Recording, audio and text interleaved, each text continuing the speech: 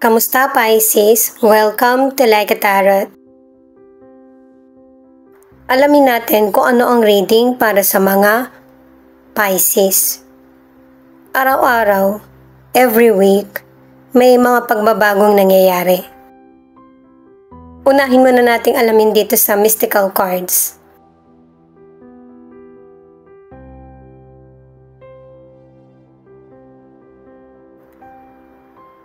Itong card na ito ay paalala na kapag meron kang napangakuan, siguraduhin mo na makakaya mo na gampanan or gawin.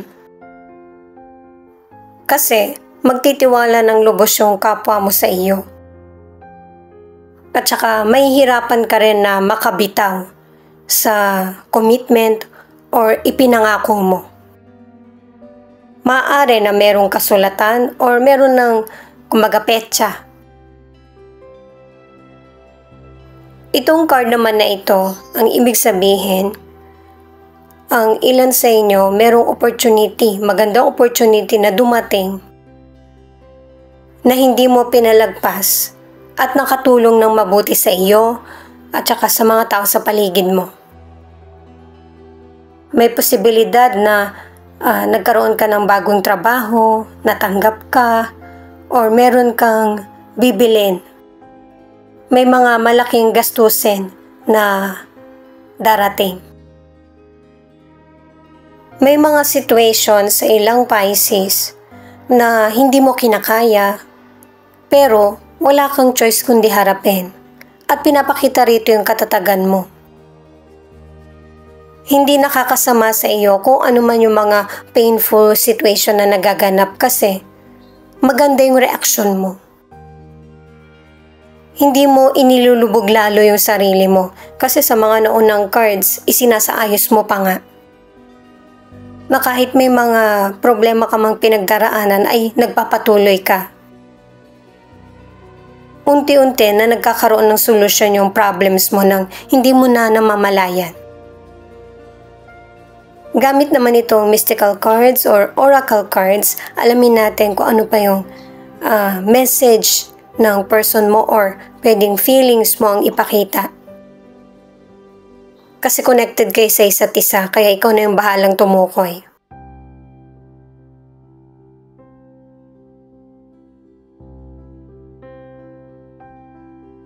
Maaari na ikaw ito o yung person mo, sinisikap mo na maunawaan siya or maging pareho kayo ng level sa career o kaya sa pamumuhay.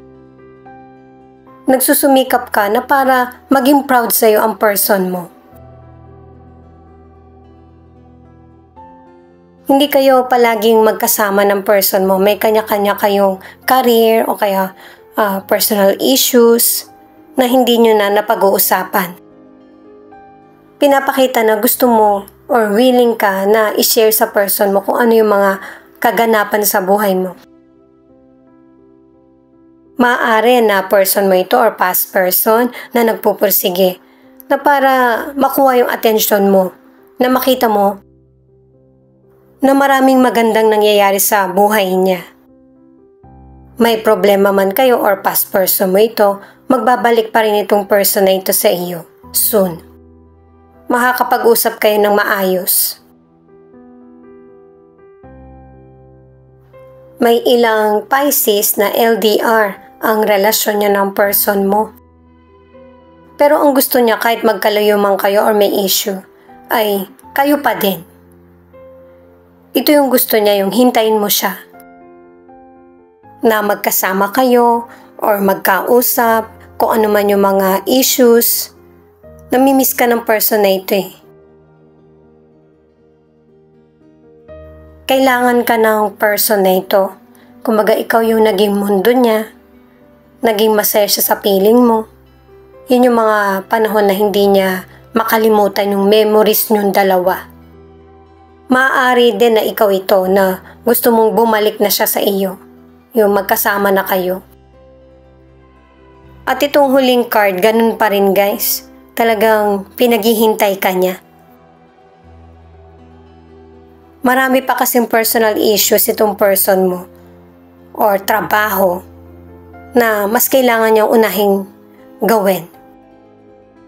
At saka kung meron mang karma na nagaganap sa situation nyo, maaaring ikaw o yung person mo ang kailangan magbayad nito, natutugunan nyo na kung ano yung kailangan na buuin sa mga nasira sa nakaraan. Paalala para sa mga bagong viewers na ang reading na ito ay timeless reading. General reading, ano man ang edad mo, gender mo, or pareho man kayo ng zodiac sign, kunin mo lang kung ano yung akma sa sitwasyon nyo. At saka ikaw na rin magpalit kung si person mo ba ito or ikaw. At ito ang start ng 1 week reading mo. Gamit ang tarot cards, alamin natin kung ano ang situation, solution, at outcome. Sa huli, kukuha ko ng final na card.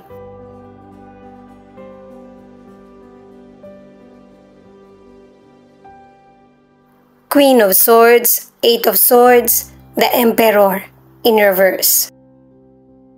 May dahilan kung bakit ganito ka katatag, lalo na pagdating sa mga decisions mo. Pero meron pa ring pag-iingat, pag-aalinlangan. Lalo na kung meron kang kinakausap na hindi ka pareho ng mindset mo.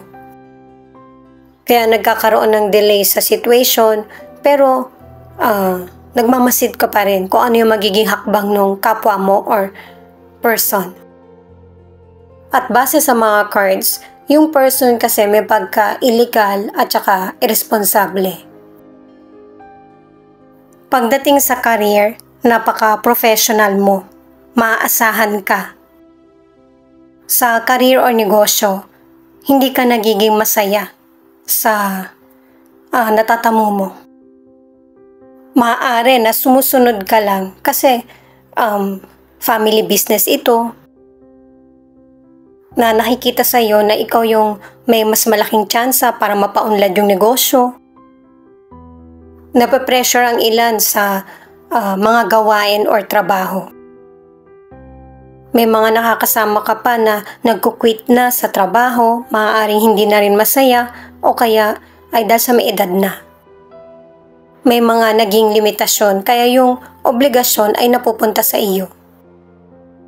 Sa career o negosyo, may ilan sa inyo na kinukulang sa worker or helper. Ang ilan sa relationship, ikaw yung kumikilos mag-isa, hindi mo na inaasa sa person mo. At dahil sa ganitong pag-uugali ng person mo, feeling mo natatrap ka na sa situation, sa dami ng gawain or responsibilidad. May ilan naman na nakakasakal yung pagmamahal ng person mo. Ang gusto niya, yung sinusunod mo siya, nakikita ka niya, kapag ka tinawagan ka, nasasagot mo agad, may pagka-possessive yung person mo. Ang ilang single, pinipili mo munang maging mag-isa. Nakikisalamuha ka sa kapwa mo pero hanggang dun lang. Ang ilan sa inyo meron kang nagugustuhan pero hindi mo tinutuloy. Ito yung cards para sa solution. The Fool in reverse, Ten of Wands in reverse, King of Swords. Kahit hanggang dito sa card sa solution, pinapakita pa rin na meron talagang person na inaasa niya sa iyo kung ano yung pwede niya namang magawa para sa sarili. Kaya nagkakaroon ng kapaguran at saka wala kang oras para sa sarili mo. Sa family man or sa relasyon, sa trabaho, kailangan ng tulungan. Meron kang nasasabihan ng problems mo sa career man, sa negosyo, or personal issues. Kailangan ng clear thinking at saka yung maging honest ka anuman yung situation na kinasasangkutan mo. Maging makatwiran sa mga gagawing desisyon para makaalis ka na sa mga negative na sitwasyon.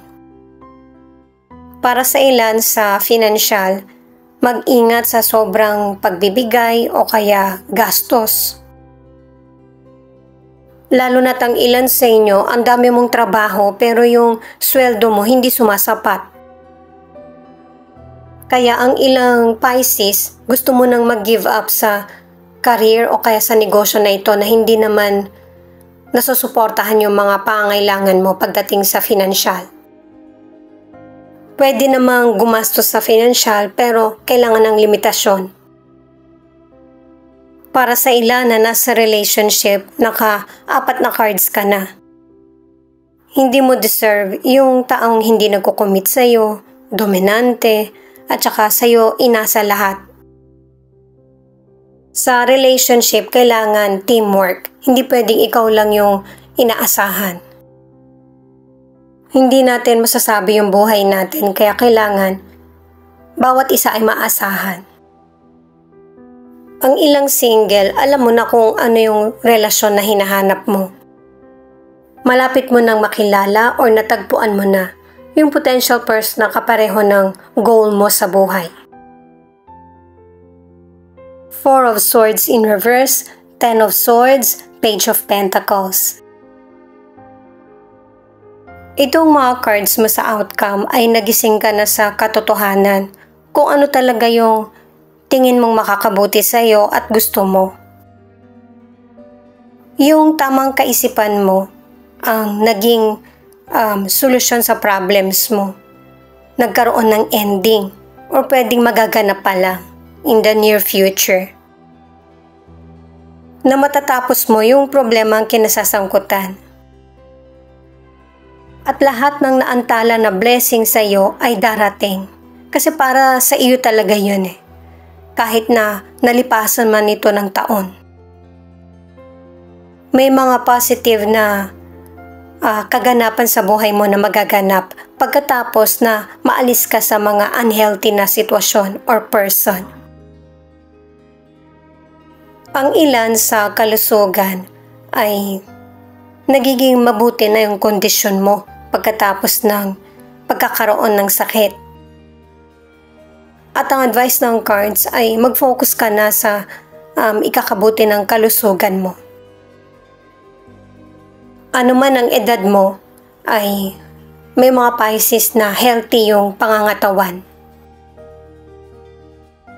Ang ilan sa relationship, nagkaroon na kayo ng panahon na makapag-usap ng person mo. May ilan sa inyo na nauwi sa hiwalayan, ang iba naman ay ipinagpapatuloy pa din. Kumbaga, binibigyan mo ng chance ang person mo. Pero nasa 50-50 na estado ito. Kumbaga, pakikiramdaman mo kung magbabago ba yung person mo. Para sa ilang single, kung ano man yung nangyari sa'yo sa past, ay past na. Huwag mo nang hayaan na bumalik pa yung taong nanakit sa damdamin mo. Alamin muna natin itong final card. 6 of Pentacles. Marami kang naunawaan sa mga pinagdaanan mo sa buhay. Kaya alam na alam mo kung gaano kahirap yung pinagdaanan ng kapwa mo kahit na magkaiba man kayo ng problema na kinaharap. Hindi ka basta humuhusga, nagbibigay ka ng pagkakataon. Pero soon, meron na itong limitasyon. Kasi nare-realize ng ilang Pisces na hindi lang ikaw yung naaapektuhan, pati na rin yung mga tao sa paligid nyo. I-add ko lang para sa ilan na single, kaya bumabalik yung past person kasi hirap siyang makamove on. At pagsubok din ito sa iyo ng universe, kung ready ka na ba sa susunod na makakarelasyon mo kasi meron talagang person na deserve mo na magiging masaya ka sa piling niya. Virgo, Aquarius, Aries. Ito yung ilan sa 12 zodiac sign na nangunguna sa reading na ito. Ito naman yung mga letra na posibleng andito yung letra ng pangalan ng person mo or letra ng pangalan mo. Thank you nga pala at saka ingat kayo palagi. Paki-click na rin ang notification bell para updated ka sa Laika Tarot readings. DQK. W, P, B, S, F, X, J, L.